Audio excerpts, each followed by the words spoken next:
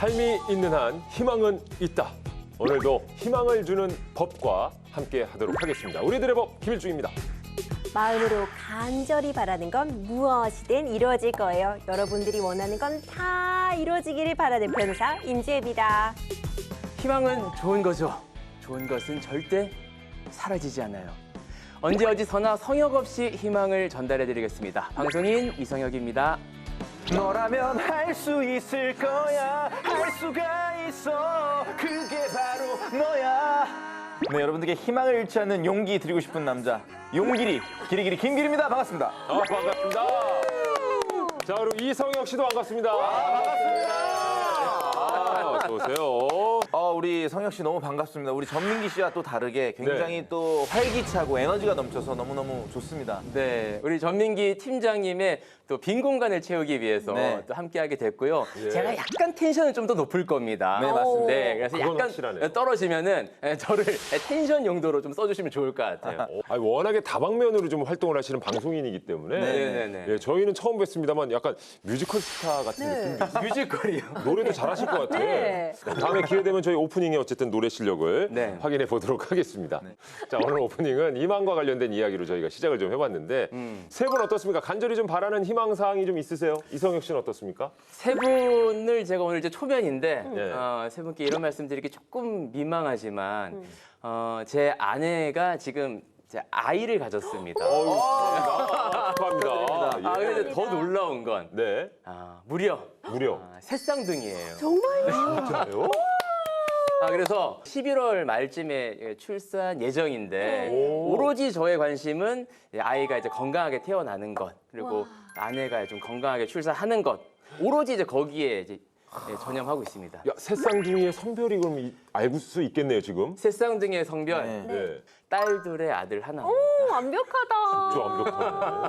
그래서 이렇게 약간 더 텐션이 올라가 있어요. 근데 예. 이제 또 건강하게 낳는 게 더 중요하니까 그렇죠. 희망이라고 한다면 오로지 건강. 네.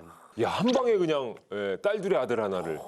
물론 이제 아내 되신 분은 많이 힘드시겠지만. 그렇죠. 네네네. 예. 축하합니다. 맞습니다. 네. 네. 저의 바람도 한번 물어봐 줄 수 있나요? 네. 저의 희망사항. 네. 전세가 아직도 못 받고 있거든요. 그래. 세상에. 저희가 소식 들었어요. 네, 거의 1년이 돼 가는데 지금 이제 좀 받고 싶고 그리고 아직까지 저처럼 전세금을 받지 못하신 분들 그리고 전세 사기를 당하신 분들 빨리 좀 받으셔서 새 희망 속에서 살아가셨으면 좋겠습니다. 네. 그러네, 진짜. 기리 씨도 그렇고 네네. 전세 사기 때문에 여전히 고통을 겪고 있는 분들이 많습니다. 지금도 전세 사기 수사 진행 중이죠? 네, 맞습니다. 경찰청이 전세 사기 전담 수사팀을 편성해서 2022년 7월부터 특별 단속을 진행했는데요. 그 결과 2,687건을 적발해 8,323명의 피의자를 검거했습니다. 이 중 610명이 구속됐다고 합니다. 그리고 전담 수사팀이 단속 기간에 확인한 전세 사기 피해자는 16,314명으로 피해액은 무려 2조 4,963억 원에 달한다고 합니다. 2조. 엄청납니다. 네, 근데 그나마 다행이라고 할 수 있는 게 지금 전세사기 특별법이 국회 본회의를 통과해서 상황이 좀 나아질 거란 이야기도 있던데 임 변호사님 실제로 어떤가요? 네, 통과가 됐습니다. 지난 8월 28일에 국회 본회의를 통과를 했거든요. 전세 사기 피해자의 주거 안정을 지원하는 내용을 골자로 한 전세 사기 특별법이 전원 찬성으로 이 개정안이 국회 본회의 통과를 했습니다. 이 개정안에 따르면요, 전세 사기 피해자는 LH가 제공하는 공공임대주택에서 최장 20년간 거주를 할 수 있는 것으로 되었고요. 피해 주택 외에 다른 주택을 구입하게 되는 경우에는 LH가 집 주인과 전세 계약을 우선 체결한 다음에 피해자와 재임대 계약을 맺는 방식으로 지원을 하기로 했습니다. 또 피해자 기준인 임차 보증금 한도를요, 기존의 3억 원에서 7억 원으로 인상도 했고요. 그리고 이제 최장 20년간 거주를 할 수 있다고 했는데 거주 기간 동안 무상으로 제공이 되는 건가요? 어떻습니까? 우선 피해자가 이제 LH가 낙찰을 받은 피해 주택에 그대로 거주하게 되는 그런 경우에는 최장 10년 동안 임대료를 지원하기로 했고요. 그 후에 피해자가 10년을 넘어서도 계속 거주하기를 원한다고 한다면 시세보다 낮은 임대료를 내고 10년 동안 추가로 거주할 수 있도록 해두었습니다. 네. 이런 지원이 참 감사하긴 한데 사실은 전세 사기 피해를 입으신 분들은 또 마음이 그 집에서 계속 살기가 좀 곤란할 수도 있거든요. 그 마음 좀 어렵잖아요. 이 다른 곳으로 혹시 이사를 원할 경우에는 어떤 지원을 받을 수 있는지. 그 방안도 나와 있는데요. LH가 매입한 피해 주택에서 살다가 이주하기를 원하시면 다른 공공임대주택으로 옮겨서 임대료를 지원받을 수 있다고 합니다. 또 공공임대주택에서 거주를 원하지 않을 경우에는 전세 임대를 지원한다고 하는데요. 피해자가 원하는 집을 찾으면 LH가 임대보증금 한도 내에서 집주인과 전세 계약을 맺어서 제공하는 방식이라고 합니다. 네. 근데 국회 본회의를 통과해도 이게 또 바로 시행이 되는 건 아니지 않습니까? 네. 이 전세 사기 특별법 개정안 시행일이 어떻게 됩니까? 개정안은요, 일단 공포 즉시 시행을 하는 것으로 해두었습니다. 다만 피해 주택의 매입이라던가 공공임대주택 거주와 관련된 그런 몇몇 조항들은 즉시 공포가 시행되면 어려움이 있어서 공포 후 2개월이 경과한 후부터 시행이 될 예정이거든요. 향후 이제 개정안에 맞춰가지고 피해 주택 매입 범위도 확대하고 임대료 같은 부분도 지원하는 부분을 좀 소급해 적용할 수 있도록 하겠다고 밝혔습니다. 네. 근데 이것이 사실 이 특별법이 굉장히 중요한 내용들을 많이 담고 있지만 어찌 보면 이미 피해를 본 분들에 대해서 그 피해를 좀 최소화하기 위한 방안들, 거주 안정을 유지시켜주기 위한 방안들을 골자로 하고 있는데 앞으로 사실 가장 중요한 부분은 전세 사기가 더 이상 발생을 하지 않아야 된다는 점이기 때문에 전세 사기 피해를 애초에 막을 수 있는 예방법에 대한 내용도 좀 더 담겨야 된다 이런 목소리도 힘을 얻고 있습니다. 그렇군요. 개인적으로 이제 보증금 반환을 보장하는 방안도 함께 또 고민을 해주시면은 진심으로 감사드릴 것 같습니다. 네, 우리 기리 씨의 문제도 또 빨리 좀 해결되길 바라겠습니다. 자, 전세 사기 피해로 고통받는 피해자들의 주거 안정, 또 피해 회복을 위한 다양한 방안들이 나오길 기대합니다. 이번에는 안정적인 삶을 살 수 있는 법을 만드는 분을 모셔볼 차례죠. 오늘의 입법자들, 그 주인공 화면으로 만나보시죠.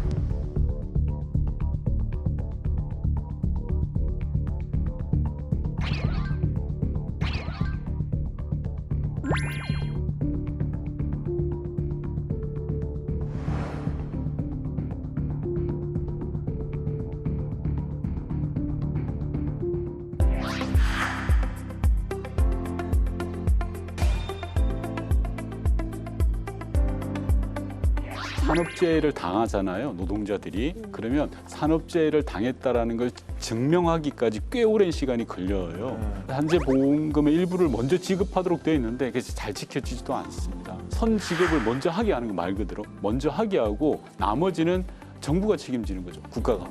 일정 나이 이하로는 SNS 가입을 제한하자. SNS 환경이라는 건 스스로 선택하기가 어려운 정도의 오염이 돼 있다. 그래서 아이들이 크는 기간 동안만이라도 좀 보호하자.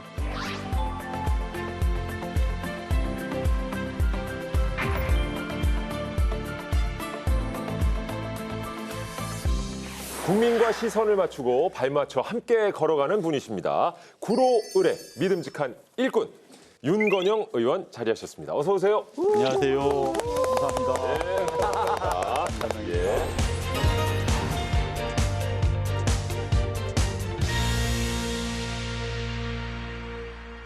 이 정기국회 꽃이라 불리는 국정감사를 앞두고 있는데요. 요즘 근황이 좀 어떠십니까? 많이 바쁘시죠? 정말 바쁩니다. 예. 왜냐하면 정기국회 때는 국회의원들이 일이 많아요. 밖에서 볼 때 별로 일 안 하는 것처럼 보이는데 정기국회 때 일이 많이 모여 있습니다. 아, 확실히 그러시군요. 네. 네. 제가 조사한 바에 따르면 이제 의원님이 21대 국회 입성한 후에 한 해도 거르지 않고 당의 국정감사 우수의원으로 선정이 되셨습니다. 오. 네, 이외에도 NGO 모니터단이 선정하는 국정감사 국립민복상도 수상하셨고요. 올해도 이 기록을 이어가고 싶으실 것 같은데 이 의원님의 국감 준비 전략 또는 이제 노하우 같은 게 있을까요? 다른 거 없고요. 당황하셨다. 아니요. 엉덩이를 누가 더 오래 책상에 붙이고 자료를 꼼꼼히 따지냐, 그리고 현장을 잘 다니느냐, 이게 노하우라면 노하우고, 그리고 의원실에 동료들이 열심히 해주는 그런 덕분이라고 생각합니다. 야, 마치 그 시험 기간 동안에 학생들이 공부를 하듯 그럼요. 엉덩이 싸움인 거군요. 전공법이. 예, 국회의원회관 보시면 국정감사 기간에는 밤늦도록 의원들이 많이 계세요. 그렇군요. 자, 근데 우리 윤건영 의원께서는요, 1998년도 성북구 구의원에 당선이 되면서 당시 최연소 기초의원으로 정치에 입문을 하시게 되셨는데 이때 이제 대기업을 관두고 구의원을 하신 겁니다. 네. 정치를 해야겠다 이렇게 다짐한 계기가 있으셨을까요? 아무 생각 없었던 거죠. 좋은 자리를 그냥 내팽개치고 온 건 거꾸로 생각해 보면 그때는 열정 같은 게 있었던 것 같아요. 풀뿌리 민주주의를 제대로 한번 해보겠다라는 열정이 있고 또 젊으니까요. 젊으니까 번듯한 대기업 그냥 때려치고 그때 지방의원에 출마를 해서 운 좋고 그리고 또 주민들의 성원이 있어서 당선됐던 것 같습니다. 제가 알기로는 당시 이 무보수 명예직이라는 얘기를 오호. 들었는데 네, 이 생활이 어렵진 않으셨는지 그때 결혼을 그렇죠. 하셨던 결혼했죠. 그럼 어떻게 저희 집안의 기둥이신 저희 부인님이 계시죠. 많은 의미를 내포하고 네, 네. 있는 많이 기둥이라. 힘들었습니다, 그분이. 예. 아, 그렇군요.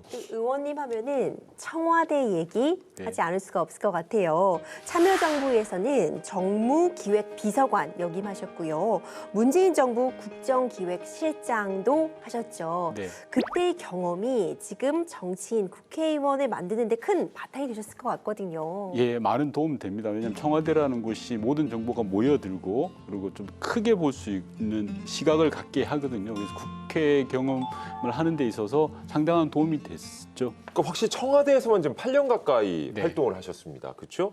그곳에서 아마 이제 국정을 두루두루 경험을 하셨을 것 같은데 돌아보건대 가장 뿌듯했던 순간은 언제였을까요? 몇몇 장면이 꼽히는데요. 2018년 문재인 대통령이 백두산 천지에 가서 네. 김정은 위원장과 함께 한반도 평화를 이야기할 때 그리고 2019년 6월 30일 날 판문점에서 미국과 대한민국과 북한의 정상이 모여서 회동을 했을 때 그런 때가 가장 기억에 남습니다. 야, 저희도 딱 어떤 장면인지가 바로 네. 떠오를 정도로 네. 아주 중요한 또 장면들이었고 순간들이었는데 말이죠. 네, 이 구의원 청와대 참모를 거쳐서 이제는 입법자로 활동 중이신 건데요. 21대 국회에서 가장 기억에 남는 통과법과 본회의를 넘지 못해 아쉬웠던 법이 무엇인지 좀 궁금합니다. 아쉬운 법이 있는데요. 네. 제가 사연임 금지법이라고 한 지역구에서 3번까지만 하자. 오. 국회의원들 너무 많이 해먹는다. 예. 3번만 하자 그래서 최대 12년만 하고 네. 다른 지역으로 옮기든지 그만하자라는 법을 냈어요. 예. 안 되더라고요. 통과가 안 된다요? 예. 아, 그렇구나. 나름 좀 전 충격 요법이 필요하다고 봤습니다. 우리 국회가 국민들로부터 신뢰를 못 받는 상황에서 스스로 내려놓는 충격 요법이 필요하다라고 해서 많은 분들의 동의를 얻어서 법안을 제출했는데 여러 가지 문제로 결국 최종 법을 처리하지는 못했습니다. 그것이 가장 아쉬운 네. 법안 중에 하나라고 꼽아주셨고요. 그야말로 풍부한 경험에서 나오는 이 전문성을 바탕으로 우리 사회에 필요한 법을 지금 이제 입법자로서 만들기 위해서 노력 중이신데요. 자, 과연 22대 국회에서는 또 어떤 법안에 애정을 쏟고 계신지 저희가 살펴보도록 하겠습니다. 자, 이성영 씨 준비됐습니까? 네, 믿음직한 일꾼 윤건영 의원님의 희망의 씨앗이 되는 민생법. 그 첫 번째 법안은 산업재해 피해자를 구하라 산재보상보험법 개정안입니다. 자, 이 법안을 제안하게 된 계기가 있으실까요? 예, 쉽게 설명을 드리면요. 산업재해를 당하잖아요, 노동자들이. 그러면 산업재해를 당했다라는 걸 증명하기까지 꽤 오랜 시간이 걸려요. 그 과정에 대한 시간이 보통 뭐 하루 이틀이 아니라 한 달도 넘어가고 어쩐 경우는 1년도 넘어가는 경우가 많습니다. 그 기간까지의 노동자들은 산재 인정을 받지 못하기 때문에 여러 피해를 보지 않겠습니까? 이런 부분에 있어서 노동자들에게 피해가 돌아가지 않도록 하자라는 법이라고 쉽게 생각하면 될 것 같습니다. 네. 이 산재 역학 조사가 끝나야만 이 산재 보상금을 받을 수 있다는 네. 말씀이신데, 근데 이제 조사가 좀 길어질수록 사실 생계가 말씀하신 대로 힘들어질 것 같은데 왜 이렇게 산재 판정이 길어지게 되는 건가요? 일단 절차가 복잡합니다. 여러 가지 절차를 거쳐가야 되고요. 네. 그리고 두 번째로는 산재 역학 조사를 하는 인원이 별로 많지 않습니다. 인력이 적다 보니까 산재는 예를 들어서 100건이라고 하면 조사하는 사람이 10명밖에 안 되면 시간이 오래 걸릴 수밖에 없지 않습니까? 그래서 뭐 최장 몇백 일, 500일 넘어가는 경우도 있습니다. 그런 기간 동안에 수많은 노동자들이 피해를 호소하는 겁니다. 그렇군요. 의원님 사실 추정의 원칙이 적용이 되고 있는데 그러니까 특정 업종의 경우에는 이 근무하는 이 접종에서 발생하는 질병이랑 연관성이 높으니까 이제 일부 재해조사 같은 부분을 생략하자는 것이 추정의 원칙인데 이 추정의 원칙이 실제로 이런 재해조사 과정에서 어느 정도 적용이 되고 있는지 좀 도움이 되고 있는지 좀 궁금해요. 잘 안 되죠. 잘 되면 이런 법이 안 필요하겠죠. 앞서 말씀드린 것처럼 절차가 많아서 추정의 원칙이라 그래서 이런 일을 줄곧 하시는 분은 이런 걸 추정해서 우리가 통용하자라는 부분이 있는데 실제 현장에서는 추정의 원칙을 잘 도입하려고 하지 않아요. 왜냐하면 여러 가지 위험 부담이 따르잖아요. 산재를 판정하시는 분 입장에서는 내가 이거 잘못 판정해서 어떡하지? 나한테 책임이 돌아올 수도 있는 거 아니겠습니까? 그러다 보니까 소극적이고 수세적이죠. 그래서 추정의 원칙이 잘 발현되고 있지 못한 실정입니다. 이렇게 산업재해 승인이 늦어지게 되면 가장 큰 문제는 뭐니 해도 이 치료가 지연된다는 점 맞습니다. 아니겠습니까? 실제로 좀 어떤 문제들이 있습니까? 네, 일단 가장 큰 문제는 산재 신청 후에 승인을 받는 과정에서 사망한 노동자가 계속해서 이제 발생하고 있다는 점인데요. 실제로 고용노동부 산하근로복지공단으로부터 제출받은 자료에 따르면 지난 2017년부터 2023년 8월까지 매년 이제 적게는 34명에서 많게는 64명이 산재 처리 절차 중에 사망했다고 합니다. 사고를 당해서 치료를 받다가 사망한 노동자가 6년 8개월 동안 162명이었고요. 질병으로 산재 신청을 했다가 사망한 경우가 205명으로 확인이 됐습니다. 실제로 이렇게 안타까운 사연들이 많잖아요. 우리 의원님이 생각할 때 기억나는 사례들이 좀 있습니까? 기억나는 사례 많은데요. 우선 이런 사례들이 잘 알려지지 않아요. 왜냐하면 힘없는 노동자들이잖아요. 네. 산재 신청을 해서 판정받고 하는데 되게 어렵거든요. 그러다 보니까 노동자들이 하소연도 못합니다. 그러니까 언론에 보도도 안 돼요. 그나마 보도가 되고 이슈가 되는 분들은 나으신 분들이에요. 가장 기억에 남는 분은 작년 국감 때인가요? 지금 국회의장을 하시는 우원식 의원께서 국정감사장에서 편지를 읽어주셨어요. 삼성에서 기억연구소의 연구원으로 계셨던 분인데 그분이 4년 동안 역학조사하시다가 결국 돌아가셨어요. 그러니까 4년 동안 자기의 산재를 입증하는 데 시간을 쓰시다가 돌아가신 거예요. 그 편지를 읽으셨거든요. 네. 우원식 의장님께서 그 과정에서 좀 마음이 안타까웠죠. 모든 책임이 노동자들에게 다 돌아가니까요. 자기가 산재를 당했음에도 산업재해라는 걸 당했음에도 불구하고 그 입증 책임을 노동자에게만 돌려버리고 그 기간 동안에 나오는 여러 가지 경제적 피해를 온전히 감당하라고 하니까 많이 힘든 거죠. 그렇군요. 이 현행 산재보험법상 근로복지보험공단은요, 요양급여를 신청하면은 이제 7일 이내에 지급 여부를 결정하는 것으로 되어 있는데 실제 운영은 그렇게 되고 있지 못하다면서요, 잘 안 돼요. 의원님. 그렇게 잘 안 되고요. 실제로 산재보험금의 일부를 먼저 지급하도록 되어 있는데 그게 잘 지켜지지도 않습니다. 그러니까 앞서도 말씀드린 것처럼 힘없는 노동자들이다 보니까 여러 가지 어려움들이 가중되는 것 같아요. 돈도 못 받고 그러니까요. 근데 이 선지급 문제를 해결하기 위해서는 또 지급 절차 방법도 좀 바뀌어야 되지 않을까 싶은데 어떤 방안이 좀 있을까요? 우선 먼저 지급하는 게 맞는 겁니다. 산재를 당했다라고 하면 선 지급을 먼저 하게 하는 거 말 그대로 먼저 하게 하고 나머지는 정부가 책임지는 거죠. 국가가. 네. 그래서 정산을 하면 되죠. 나중에 차분차분 그런 제도를 제대로 도입해서 실현될 수 있도록 하는 게 우선인 것 같습니다. 산재 노동자 그 가족분들에게 많은 도움이 될 것 같은데요. 이 법안이 통과되면 어떤 효과를 기대할 수 있을까요? 실제로 노동자들이 진심을 다해서 현장에서 일을 할 수가 있죠. 산재에 대한 부담과 걱정이 덜하잖아요. 그러면 아무래도 생산 능력도 더 오를 테고 기업주도 좋은 거라고 생각합니다. 네. 전체적으로는 국가 경쟁력 차원에서도 도움이 되는 거고요. 그래서 노동자들이 안전하고 평온한 상태에서 일을 할 수 있도록 환경을 만들어주는 것은 국가 경제에도 저는 도움이 되는 일이라고 생각합니다. 그렇죠. 확실히 장기적인 관점에서는 그 부분이 훨씬 네. 플러스가 될 텐데. 자, 산재보험이 도입된 지 60년이 지났다고 합니다. 근데 아직까지도 이 제도의 사각지대가 좀 크게 남아있는 것 같아서 안타까운데요. 이 노동자들의 건강과 생계를 위해서라도 법안에 대한 논의가 빠르게 좀 이루어졌으면 좋겠습니다. 자, 계속해서 두 번째 법안 확인해 볼까요? 네, 윤건영 의원님의 희망의 씨앗이 되는 민생법. 두 번째 법안은요. SNS에 빠진 아이들을 보호하라. 정보통신망법 개정안입니다. 야, 요거는 말이죠. 저도 이제 네. 중3, 중1에 두 아들을 키우는 이 애비의 마음으로 네. 굉장히 좀 공감이 되는 부분인데, 네. 그러니까 아이들이 SNS를 좀 안 했으면 하는 바람이 하더라도 좀 최대한 늦게 좀 했으면 네. 하는 생각을 많은 학부모님들이 하실 것 같은데 말이죠. 저는 40이 넘었잖아요. 예. 근데 저도 이제 제어가 안 돼요. 네. 그래요? 근데 아이들은 뭐 더 네. 말할 나이가 없죠. 맞습니다. 네. 이게 지금 그 SNS 속 스마트 속에서 뭘 어떻게 검색하고 어딜 다니는지 네네네. 모를 때가 많거든요.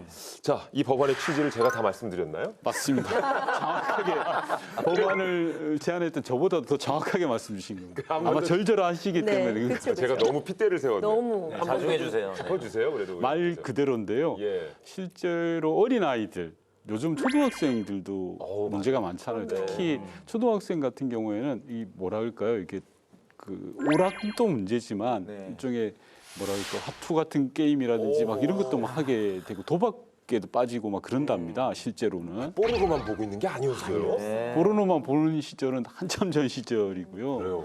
예, 그래서 좀 강제적 수단이긴 합니다만 일정 나이 이하로는 SNS 가입을 제한하자라는 겁니다.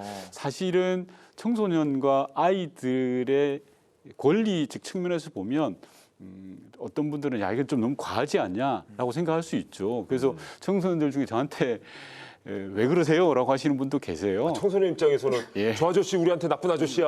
우리 못하게 하려고. 그렇죠. 예. 아니, SNS가 얼마나 긍정적인 효과가 있는데 라고 이야기하시는 분도 계시고 그분들의 문제의식도 충분히 공감을 합니다. 다만 이 SNS의 부정적인 문제, SNS가 아이들에게 직접 노출됐을 때 아까 말씀하신 것처럼 네. 다 크고 성인인 우리도 쇼츠 보면 1시간 금방 가잖아요. 맞아요. 네, 공감이 절대 남녀노소가 예. 네, 구분될 게 없어요. 예. 모두가 예. 똑같습니다. 그래서 아이들이 크는 기간 동안만이라도 좀 보호하자라는 취지의 법안입니다. 맞습니다. 말씀해 주신 대로 초등학생들도 정말 SNS를 요새 많이 한다고 하는데 이용 시간도 꽤 길고 이게 어느 정도입니까 지금? 네, 2022년 12월 한국언론진흥재단이 공개한 2022년 10대 청소년 미디어 이용 조사에 따르면요. 초등학교 4학년에서 6학년 아동의 인터넷 미디어 사용 시간이 2019년 2시간 40분에서 2022년 5시간 40분으로 오우. 무려 3시간이 급증했다고 합니다. 청소년의 경우 쇼폼 중독 현상이 두드러지는데 과학기술정보통신부와 한국지능정보사회진흥원의 자료에 따르면 지난해 국내 청소년 10명 중 4명이 스마트폰 과의존 위험군인 것으로 나타났습니다. 쇼폼 이용자 23%는 쇼폼 시청을 조절하는 데 어려움이 있다고 답했고요. 청소년은 이 비율이 37%로 더 높은 것으로 나타났습니다. SNS 사용량이 늘면서 이 문제점도 이렇게 많아질 것 같거든요. 네, 어떤 점이 좀 문제가 실제로 될까요? 정서적인 불안이 저는 굉장히 크다고 생각을 합니다. 불안하거나 우울하거나 극단적 선택으로 갈 수도 있고요. 또 모방 범죄도 생각할 수도 있고요. 최근에 가장 논란이 되고 있는 텔레그램의 딥페이크 범죄 부분에도 직접적으로 노출이 되는 거죠. 그래서 다소간의 법을 만드는 데 있어서의 부작용이 따르더라도 뭐 이런 법을 좀 만들어야 되는 거 아닌가라는 생각을 했습니다. 제가 그 한국 도박문제 예방치유원이라는 이제 공공기관이 있어요. 예. 제가 이제 거기서 유튜브 채널 지금 5년째 진행을 하고 있거든요. 오. 네. 이 SNS 광고를 통해서 도박으로 유입되는 사례가 청소년들도 굉장히 많다 그래요. 네, 게임에도 유입되고 도박까지도 이제 유입되고 군인들 도박 안 할 것 같잖아요. 엄청 많이 합니다. 군인들도 SNS에 노출이 돼서 네, 중독이 되는 사례가 많습니다. 그래서 이런 좀 이렇게 차단하는 방안은 꼭 필요하다고 봅니다. 이해해 주셔서 고맙습니다. 네. 아, 맞습니다. 왜냐하면 또 SNS를 보다 보면 뭐 깜짝 놀랐던 경험이 한두 번이 아닐 거예요. 네, 예. 이 어른이 봐도 정말 자극적이고 네. 선정적인 광고들도 중간에 많거든요. 네. 기리 씨도 많이 공감하실 텐데. 왜 저를 콕 집어서? 근데 실제로 이게 무분별하게 이런 것들이 뜨니까 맞아요. 이제 사람이 많은 장소, 촬영 장소나 공공 장소에서는 제가 넘기다가 흠칫해서 뒤를 막 돌아보는 경우가 있어요. 네. 제가 말씀 안 드렸는데 처음에 쇼츠라는 게 이렇게 나왔을 때 네네. 틱 뭐 이걸 보는데 저는 볼 때마다 계속 젊은 여성들이 춤만 추고 있는 거예요. 그래서 여기는 이런 영상만 있는 죄송한데 곳인가? 진행자님, 이 예. SNS는 알고리즘에 따라 가는 거기 그렇죠. 때문에 그걸 몰랐는데 와, 진행자께서는 계속 그런 영상을 주로 보시는 그러니까 제가 너무 창피한 거야. 그걸 한번 봤더니 계속 그것만. 그렇죠. 네. 알고리즘의 올감이라고 하는데 네. 이게 자극적인 거나 어떤 광고를 한 번 보고 그냥 넘어가면 되는데 이게 아. 한두 번 보면은 이게 SNS에서는 이런 걸 좋아하는구나 하면서 이제 계속 비슷한 것들을 붙여줄 거 아니에요. 예. 이게 이제 문제인 것 같아요. 그래서 그 소개팅 할 때도 인별그램 잠깐 봐도 돼요 하면서 그 돋보기를 누르면 네네. 이 사람이 뭘 검색하고 보는지가 나와요. 그래서 예. 자극적인 거나 좀 범죄와 관련된 거를 보는 사람이다. 그러면 이제 거르기도 한다고 하더라고요. 야, 돋보기 조심해야 되겠네요. 보기 조심해야 돼요. 예. 네. 자, 이 아이들의 SNS 사용 정말 모든 부모님들의 골칫덩이가 아닐까 생각을 해보는데 이 문제에 어떤 해결 방안을 좀 내셨는지 궁금한데요. 감명합니다. 14세 미만의 아동들에게는 SNS 가입을 하지 못하게 하자. 오, 네. 근데 이게 실제로 저희 나라에서 최초로 시도되는 게 아니고요. 네. 유럽, 특히 뭐 프랑스라든지 다른 나라들에서 지금 많이 시도되고 있는 네. 사항입니다. 이게 시간 제한을 걸어두거나 이제 부모님의 동의에 따라서 이용이 아닌 그냥 전면 차단, 네. 연령 제한을 두신 건데 이게 효과적이라고 판단을 네, 하신 저는 거죠? 효과가 있다고 생각합니다. 저희가 그렇지 않습니까? 아이들을 온전한 공간에서 키우기 위해서는 벽을 높게 치는 게 맞다고 생각합니다. 울타리를 높게 쳐서 제대로 보호할 땐 보호해야죠. 물론 아이들이 일정한 나이가 이상이 되면 스스로의 자생력과 힘이 생깁니다. 그럴 때는 그 울타리를 걷어줘야 되는데 그렇지 않고 어릴 때는 울타리를 높게 치는 게 맞고 제가 좀 전에 말씀드렸던 것처럼 프랑스라든지 캐나다라든지 다른 나라에서도 이와 유사한 제도들이 많이 있습니다. 아동도 이제 선택할 권리가 있고 또 이제 주체적으로 생각할 어떤 자유를 박탈할 수 있다. 이 맞습니다. 권리를 좀 침해할 수 있다라는 우려도 들어보셨을 거 아니에요. 당연히 그런 문제들이 있을 수 네, 네, 있습니다. 네. 그래서 14세라는 나이 기준을 세운 거고요. 아이가 그 정도 나이가 된다면 스스로 선택하게끔 해야죠. 그런데 지금의 우리를 SNS 환경이라는 건 스스로 선택하기가 어려운 정도의 오염이 돼 있다라고 보는 겁니다. 그렇죠. 사실 이 아동의 SNS 사용으로 인한 이 부작용은 우리나라만의 문제는 아닌 것 같아요. 전 세계적으로도 문제가 되고 있는데 그렇기 때문에 다른 나라에서도 이와 관련된 규제 마련하고 있을 것 같거든요. 맞습니다. 미국 플로리다 같은 경우에는 처음에는 16세로 규제를 했어요. 근데 워낙 너무 많다, 너무 나이가 높다, 그래서 14세로 주지사가 낮추었거든요. 네. 이와 유사하게 다른 여러 나라에서는 나이 제한을 많이 하고 있는 그런 추세입니다. 그렇군요. 자, 이 아동의 SNS 사용. 그거에 따른 부작용이 계속 발표가 되고 있는데요. 어느 정도 규제는 확실히 필요할 것 같습니다. 다만 이제 범위를 정하기 위해서는 더 많은 논의와 설득의 과정이 필요할 것 같은데요. 자, 끝으로 이 법안이 통과돼야 하는 이유 한 번 더 강조를 해주시죠. 예, 저는 많은 우려가 있다라는 사실을 잘 알고 있습니다. 하지만 이런 법안을 통해서 사회적 공론을 모아봤으면 좋겠습니다. 어린 아이들이 SNS 환경에 노출되면서 얼마나 많은 문제들이 가지고 있느냐라는 문제에 대해서 우리 사회가 더 이상 외면해서는 안 된다고 생각을 하고요. 이 법안을 통해서 합리적 공론을 세워가는 게 중요하다고 생각합니다. 맞습니다. 오늘 의원님과 함께 이 산재 피해 노동자 그리고 아동을 보호하는 민생법 두 개를 살펴봤는데요. 얼마나 다방면으로 좀 관심을 갖고 그 해결책을 찾고자 노력하시는지 저희가 알 수 있었습니다. 그리고 또 이 역사와 관련된 법안도 내셨습니다. 간토 대학살 사건이죠. 네, 예. 그렇습니다. 제가 혹시 이 자리에 참석하신 분들에게 퀴즈를 내면요. 간토 대학살이라고 혹시 들어보신 분 계신가요? 들어봤죠. 예. 들어봤을까요? 길 씨가 저는 정말 대표로 답변해 주시겠어요? 네, 저는 정말 부끄럽게도 잘 기억이 나지 않습니다. 예. 저도 너무 죄송하게도 최근에 영화 예. 때문에 이제 알게 됐고 그때 잘 몰랐어요. 이게 잘 모릅니다. 많은 분들이 잘 모르시는데 관동에 대지진이 일어났습니다. 네. 1923년 9월 1일 날 일본 관동 지역에 수많은 사람들이 희생이 됐는데 네. 그때 당시에 일본에서는 이 대지진에 따른 피해를 누구 탓으로 돌렸냐고 하면 조선인들 탓이다라고 한 거예요. 그래서 조선인들 때문에 근데 우물에 독극물을 넣고 막 했다. 많은 사람이 피해를 더 많이 봤다라는 그런 유언비를 퍼뜨리게 되죠. 말도 안 되는 유언비인 예. 거죠, 정말. 그래서 일본의 자경단들이 네. 우리 조선인들을 학살을 합니다. 근데 그 규모가 어림잡아 확인된 숫자가 6천 명이 넘고요. 네덜란드 조사에 의하면 2만 명이 넘어갑니다. 그런데 단 한 번도 우리 정부에서는 이 간토 대학살에 대한 조사를 한 적이 없어요. 그래서 제가 법안으로 낸 게 제발 100년이 지났지만 그 간토 대학살이라는 진실을 밝혀내자. 제대로 조사라도 하자라는 것과 그분들의 명예를 조금이라도 되찾아주자라는 법을 만들게 된 겁니다. 이제 알겠어요, 기리 씨? 네. 아니 근데 예. 아니 근데 사실은 이 자연재해를 이 사람한테 떠넘길 수가 있는 거죠. 그러니까 이게 말도 안 되는 정말 이해가 안 어째 되는. 화풀이, 분풀이의 대상으로 삼고 유언비어를 퍼뜨렸다고 생각할 수 있는데 말이죠. 당시 정말 좀 조선인의 수가 엄청 많았다는 말씀을 해주셨는데 네. 이건 근데 정확한 피해 규모도 아직 확인이 안 된 상황이죠? 네, 방금 이제 의원님께서도 얘기해 주셨는데 당시 독립신문은 이제 살해된 조선인 수를 6,661명으로 보고 있고요. 또 주일 독일 대사관은 2만 3천 명의 조선인이 학살당했다고 기록하고 있지만 아직 정확한 학살 숫자는 규명되지 않고 있습니다. 네, 일본 정부가 지금까지 조선인 대량 학살을 인정하지 않은 채로 진상 규명을 회피하고 있기 때문인데요. 올해가 간토 대학살이 자행된 지 101주년이 되는 해거든요. 네, 100년 전 희생된 분들을 위해서라도 이 진실 규명은 꼭 이루어 주시고, 네, 우리 의원님께서도 좀 애써주시면 좋을 것 같습니다. 네. 그런데 의원님 이미 21대에서도 한번 시도가 있었잖아요. 그런데 이제 국회 문턱 넘지 못했는데 22대에서는 의원님과 함께 기대해봐도 될까요? 예, 저희 민주당에서 소위 말하는 당론법으로 정했습니다. 당 차원에서 추진을 하려고 하고 있고요. 21대 때 문턱을 넘지 못했지만 이번 국회에서는 반드시 문턱을 넘기려고 합니다.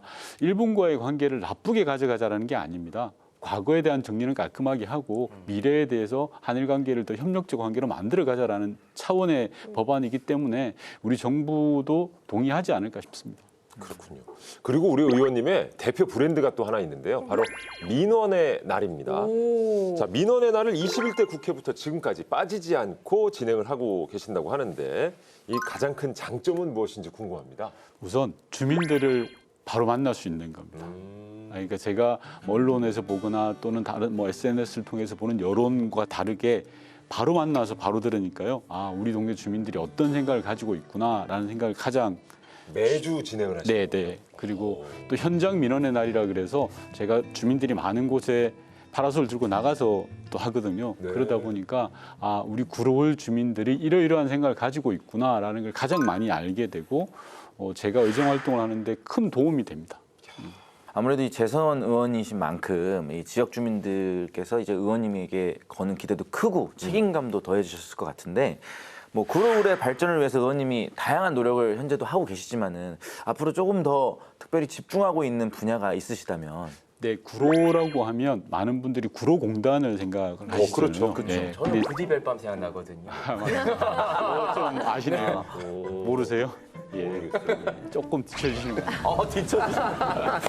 구로가 과거에는 구로공단이었다면 지금 디지털 단지로 바뀌었습니다. 그리고 과거에 한국의 산업화의 역군과도 같았거든요. 근데 이제는 디지털 산업을 이끌고 있습니다. 그래서 그런 구로의 변화와 발전을 위해서 지역에서는 구로역 중심으로의 개발 사업들을 열심히 추진하고 있고요. 그리고 또 노후된 지역의 재개발 재건축 이슈도 굉장히 많이 있습니다. 그런 부분들을 지역 주민과 함께 풀어나가기 위해서 최선의 노력을 다하고 있습니다. 자, 정말 더 열심히 주민들의 목소리를 듣고 변화를 위해서 노력하겠다는 각오가 느껴지는데요. 어떠셨어요, 우리 세 분? 윤건영 의원님과 함께한 이 시간.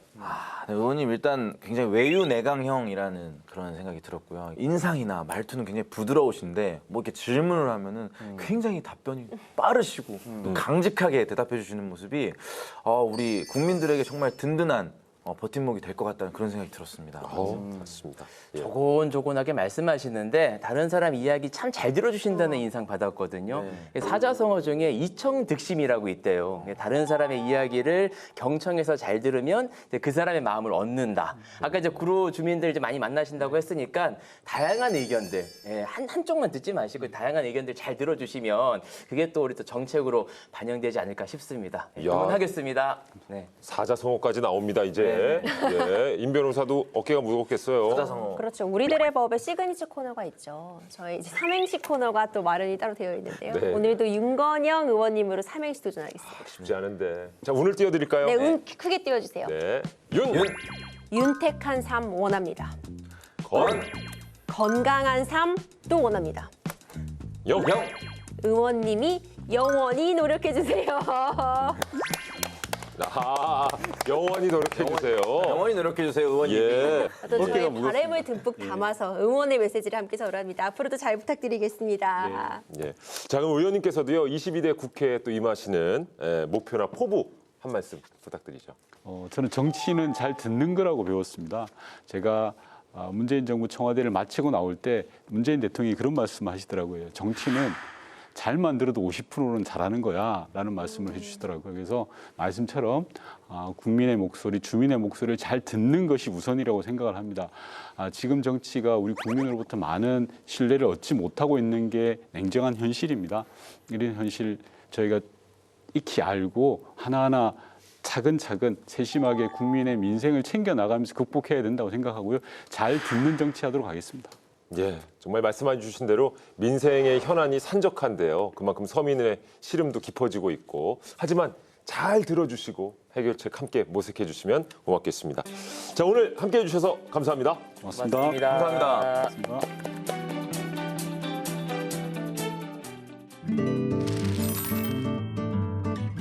법을 몰랐다고요? 아니면 법을 잘못 알고 계셨다고요? 제대로 법 읽는 방법을 알려드리는 시간입니다.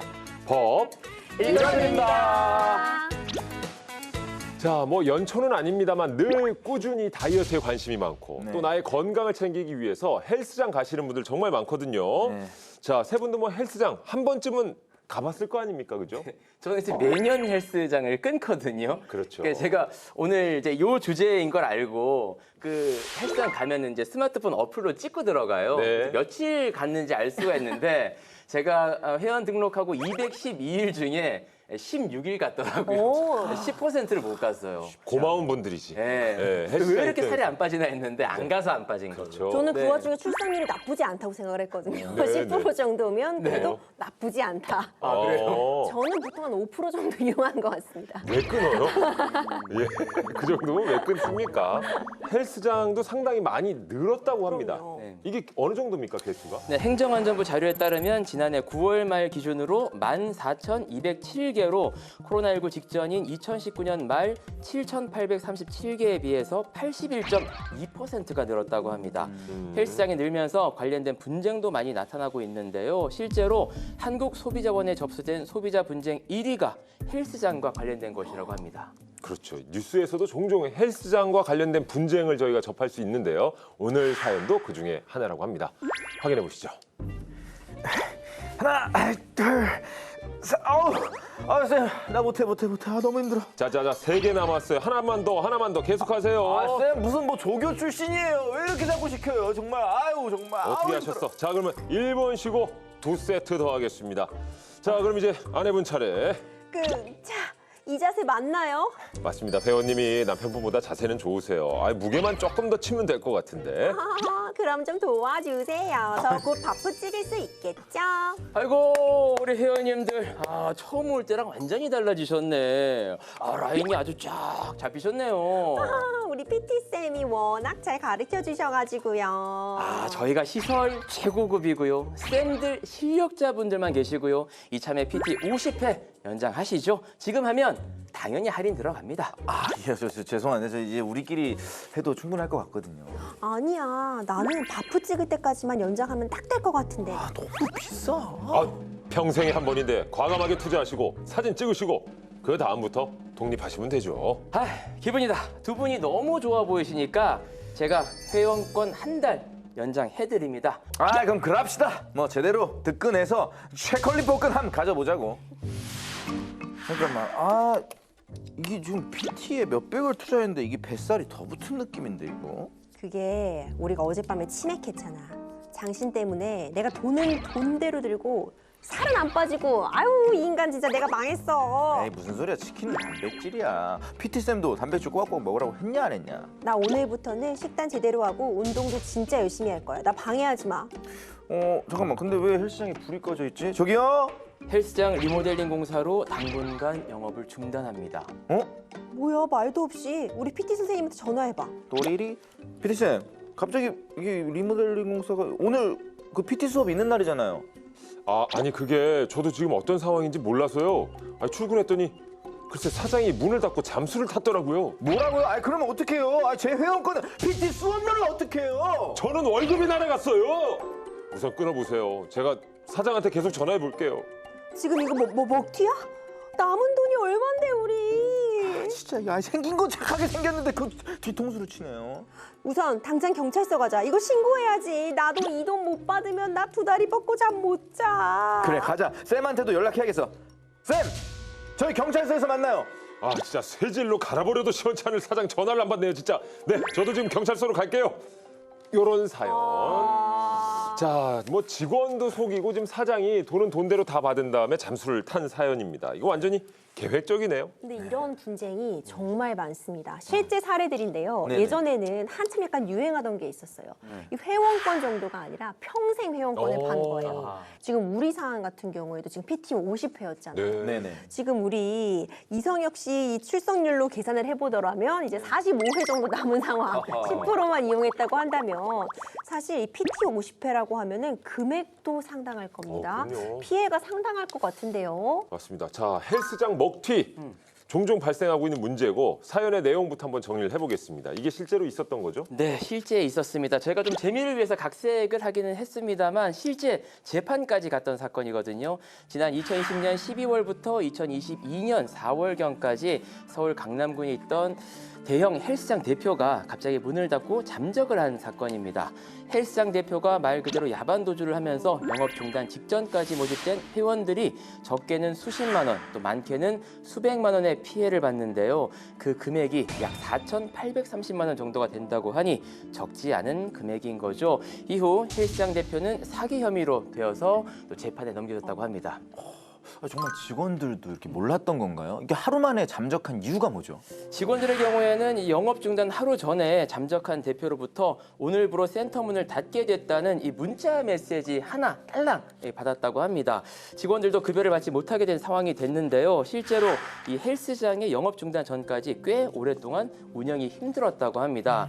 그로 인해서 금융기관에서 받은 대출과 빚이 많았고요. 적자액도 상당한 상황이었는데요. 이로 인해 직원 급여도 제대로 지급하지 못하고 있던 상황에서 회원을 계속 유치했다는 게 문제가 됐습니다. 실제 재판에서도 이 부분이 쟁점이 됐습니다. 그러니까 정상적인 영업이 불가능한 상태인데도 회원 가입을 받았다. 네. 요 내용이 사기죄에 해당되냐 안 되냐가 굉장히 중요할 것 같은데 실제 재판은 어떻게 진행이 됐습니까? 네, 지난 1월에 1심 재판이 있었어요. 재판부는 사기 혐의를 인정을 했습니다. 아하. 이게 굉장히 어려워요. 내가 원래는 잘 해보려고 했는데 코로나19 같은 그런 천재지변에 준하는 상황이 발생했다거나 아니면 갑자기 자금 사정이 어려워서 문을 닫는다면 원래 잘 해보려고 했는데 결과가 나빠진 이 상황을 모두 다 사기죄로 처벌할 수는 없거든요. 그런데 이번 사안 같은 경우에 재판부는 애초에 자금 사정도 좋지 않았고 정상적으로 운영이 어려웠던 그런 사정이 충분히 유지가 되고 오랜 기간 지속되었음에도 불구하고 신규 회원들을 무리하게 유치한 것이 기망행위, 그러니까 거짓으로 속여서 추가적으로 돈을 받은 행위에 대해서 사기죄로 인정을 했습니다. 이 폐업 직전 상황까지 간 상황에서 회원을 모집했기 때문에 사기죄가 성립이 된 건데 그렇다면은 꽤 잘 되고 있는 헬스장에서 이 먹튀가 됐다면 이건 사기죄 성립이 안 되는 건가요? 그럴 수도 있어요. 앞서 말씀드린 것처럼 사기죄 여부를 판단할 때는 굉장히 여러 가지 요소를 확인을 하게 됩니다. 만약 사기죄가 인정이 되지 않는다고 해도요. 지금 정상적으로 결제를 했는데 이용을 하지 못한 부분에 대해서는 부당하게 취득한 이득이니까 부당 이득 반환 청구가 가능하고 어떤 방식으로든 피해를 보상을 받는 게 법적으로는 가능하지만 이 정도 사정이 되면 지금 자금 사정이 어렵다는 거잖아요. 네. 그러니까 피해금을 돌려받는 게 쉽지만은 않습니다. 근데 이게 참 헬스장 찾아가서 큰맘 먹고 네. 예, 운동을 하려고 그러면 3개월보단 6개월, 6개월보단 뭐 1년, 네. 아니면 뭐 평생 이게 할인율이 더 높다 보니까 그렇게 또 결제를 하는 경우가 많아요. 맞아요. 자, 굉장히 큰 돈일 텐데 이걸 되돌려 받지 못하는 경우도 많죠. 많다고 합니다. 저 같은 경우도 이제 매년 이제 헬스장 회원권 끊는다고 했잖아요. 일시불의 굴레 같은 게 있어요. 일시불하면은 할인율이 높아요. 예. 현금 결제하면 또 할인율 높고 그러다 보니까 이제 매년 일시불로 결제를 하는데 다행히도 저 같은 경우에는 헬스장이 망하질 않아서 뭐 되돌려받지 못한 경우는 없는데 환불과 관련된 이 분쟁이 어제 오늘 일이 아니라고 합니다. 예, 실제로 한국소비자원에 접수된 피해 건수는 2019년 2,400건에서 2022년 4,431건으로 급증했고요. 5년 만에 2배 늘어난 것으로 나타나고 있습니다. 실제로 환급 처리된 신고 비율이 2019년 42.5%, 2022년 41.2%로 피해자 10명 중에 6명은 돈을 단 한 푼도 돌려받지 못하고 있다고 합니다. 심각합니다. 이게 진짜 건강해지려고 등록을 한 건데 오히려 건강을 해치는 꼴이 돼버린 거잖아요. 정신 건강은 완전히 피폐해졌어요. 네. 그러니까요. 아니, 피해 신고를 해도 제대로 환불 받을 수 없는 이유가 뭔가요? 우리가 이렇게 뭔가 분쟁 상황이 생길 때 딱 생각나는 기관이 있어요. 네. 바로 한국소비자원이죠. 네. 그러니까 한국소비자원에 가서 어머 이런 분쟁이 발생했다 해결해달라 이렇게 도움을 청하게 되는데 이 한국소비자원은 어디까지나 분쟁 조정 기관입니다. 그러니까 수사 기관은 아니에요. 그래서 한국소비자원에서 내놓은 그 안을 꼭 따를 필요도 없고 강제할 방법도 없고 그리고 그렇다면은 결국 내가 발품 팔아서 고소하고 네. 그리고 소송하고 뭐 지급명령 신청하고 이렇게 직접 어떤 대응에 나서야 되는 것인데 지급명령 같은 거 신청하려고 해도 어쨌든 상대방의 뭐 실제 거주하는 주소 같은 부분이나 인적사항 확인하는데 어려움을 겪는 경우도 있고요. 소송한다고 하면 사실 이기는 건 쉬워요. 말씀드린 것처럼 자금 사정이 어려우니까 지금 이렇게 폐업하고 도망가고 하는 걸 거 아니에요. 그러니까 이겨도 막상 받아올 돈이 없는 경우도 많고 여기에 시간이나 드는 노력에 비해서 얻어갈 수 있는 게 적다 보니까 소송까지 가기를 꺼려하시는 경우도 많은 것 같습니다.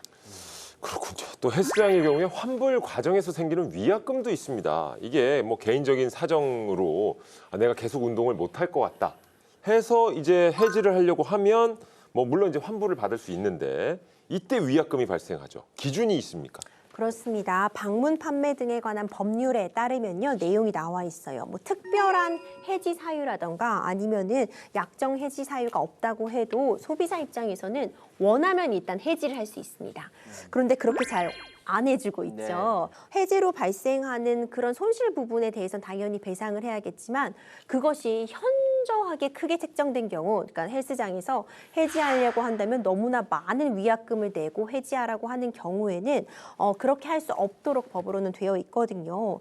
그렇기 때문에 헬스장에서 1개월 이상 장기 계약을 한 소비자를 대상으로 해서 처음 계약금의 10%인 위약금과 그동안 헬스장을 이용한 그 일수별로 계산하면 그 요금이 나올 수 있기 때문에 그 요금을 제한 나머지 금액은 돌려받을 수 있는 것으로 되어 있습니다. 또한 헬스장에서 소비자가 원래 결제한 금액이 아니라 헬스장에서 임의로 정한 그 단위 요금을 기준으로 해서 위약금을 책정하는 경우도 있는데 그런 부분도 사실은 허용이 되지 않습니다. 환불시 기준이 되는 금액, 그러니까 10% 정도 계약금은 이제 차감하는 것으로 우리가 하고 있는데 그때의 기준은 내가 실제로 결제한 금액을 기준으로 합니다.